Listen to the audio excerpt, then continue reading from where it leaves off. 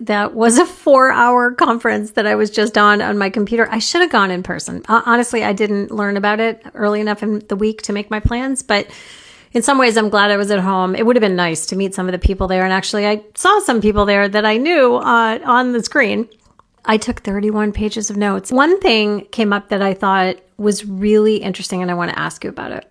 There is a stark difference in the experience of multi-generational housing between people who are in it out of necessity and people who are in it out of choice. And this makes complete sense, right? If you choose multi-gen living because you want to improve your quality of life, you want to get closer to your family, you want to help care for grandchildren or help care for aging parents or grandparents, or you want to experience the financial benefits of it, but it feels like a choice and you have some financial means to make it more comfortable to you, of course, your experience of it is going to be easier. One of the things specifically that was talked about was that when there's enough space, and I talk about this all the time, for people to have some privacy, some separation, so you can have together times, but also personal, private times, it just makes multi-gen living easier. But not everyone can afford that. And there are many, many families out there who are in multi-generational homes that feel crowded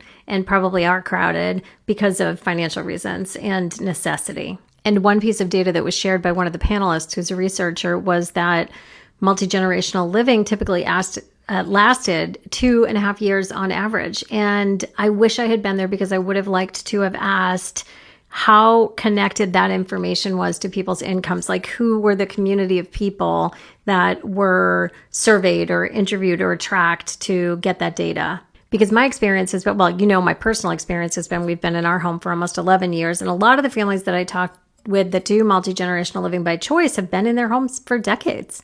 But if it's not a choice for a family, I can see why 2.5 years in a space that feels really, really small, just out of necessity or economics, would be the limit. I'm really curious what your thoughts are on this. If you're considering a multi-gen home, do you feel like you're doing it out of choice, out of necessity?